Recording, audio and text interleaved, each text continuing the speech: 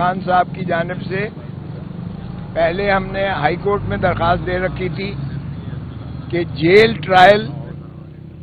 اور یہ جج صاحب جو ہیں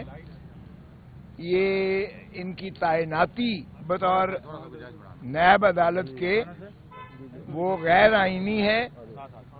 اس لیے تمام کارروائی جو یہاں کی جا رہی ہے توشہ خانہ کیس میں اور القادر کیس میں یہ ایک کالعدم قرار دی جائے اور جیل ٹرائل کو بھی منسوخ کیا جائے، کیونکہ جیل ٹرائل جو ہے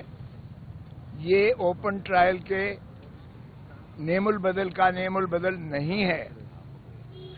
نہ تو یہاں عام پبلک کو اجازت ہے رسائی کی، میڈیا تک جس انداز سے جتنی مشقتوں سے مشکلوں سے اندر جاتے ہیں اور جتنا مشکل سے ہم وکلاء کو، میں خود کئی دفعہ واپس جانا پڑا مجھے اور میرے ایسوسیٹس کو اور ہمارے پیرا لیگل سٹاف کو یہاں کئی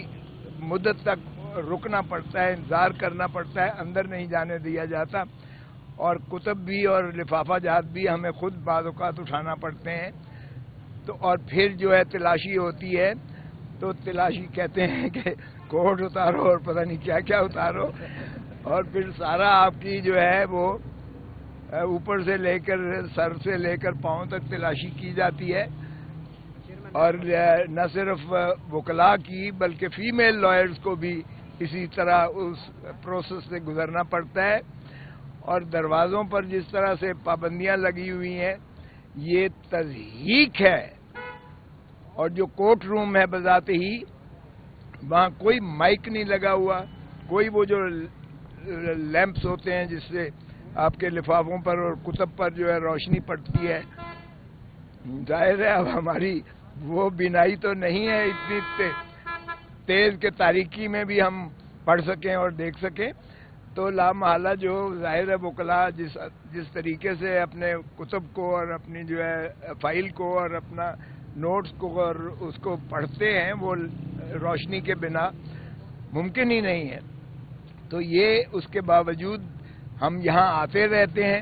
اور پھر جو اندر ہال کے اندر جو سردی ہوتی ہے وہ اس طرح ہے کہ دو تین جرابیں پہنی ہوئی ہیں،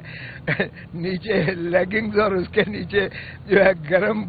وہ پہنا ہوا ہے، اوپر اوور کوٹ پہنا ہوا ہے، نیچے کوٹ پہنا ہوا ہے، اس کے نیچے اگر آپ دیکھیں تو آپ حیران ہوں گے کہ کتنے ہم نے لباس پہن کر یہاں تک آنا پڑتا ہے۔ ویسے تو میں ہنس رہا ہوں یہ، لیکن ڈھٹائی والی یہ ہنسی ہے۔ سچ بات تو یہ ہے کہ اس سے زیادہ ذلت اور رسوائی، اس کو اوپن کورٹ کہنا، اس کو عدالت کہنا، اس کو جو ہے انصاف کے ایوان کہنا اور اس ماحول میں وکالت کرنا، میں سمجھتا ہوں یہ انتہائی افسوسناک بات ہے۔ اور پھر جو یہ کہتے ہیں کہ جی جیل ٹرائل تو اوپن ٹرائل ہوتا ہے، جی تو پھر آئے ایک دفعہ ذرا یہاں آ کر بھگتیں، ذرا ایک پیشی بھگت کے دیکھیں، صبح سے لے کر شام تک بٹھاتے ہیں۔ اب آپ کو دیکھیں کہ مغرب کا وقت ہوا چاہتا ہے اور صبح سے لے کر، یعنی آپ کو نہ کھانا ہے نہ پینا ہے نہ آپ نے کوئی اور کام کرنا ہے، اور کل شکایت ہوئی کہ آپ نے کیوں نہیں یہاں کھڑے ہو کر بتایا، لیکن اتنا ایگزاسٹ ہو گئے تھے کہ جان ہی نہیں تھی کہ ہم آپ کے پاس کھڑے ہو کر اور کوئی آپ کو تفصیل بتا دے کہ آج ہمارے ساتھ کیا ہوا ہے، کیس کے ساتھ تو کیا ہونا ہے، ہمارے ساتھ کیا ہوا ہے یہ بھی بڑی بات ہے۔ تو آج عمران خان صاحب کی جو ہم نے وہ کی تھی وہ غلطی سے ہائی کورٹ کے، اسلام آباد ہائی کورٹ کے عملے کی غلطی سے انہوں نے سنگل بینچ کے پاس لگا دیا وہ کیس۔ جسٹس گل اورنگزیب کے پاس جب لگا اور صبح میں 9 بجے 9:15 بجے کے قریب باری آئی، میں پیش ہوا تو جج صاحب کہنے لگے کھوسا صاحب یہ تو نیب کے خلاف آپ نے کیا ہے،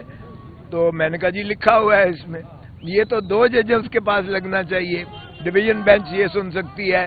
تو یہ سنگل جج کے پاس میرے پاس تو لگی ہے۔ تو میں نے عرض کیا کہ جناب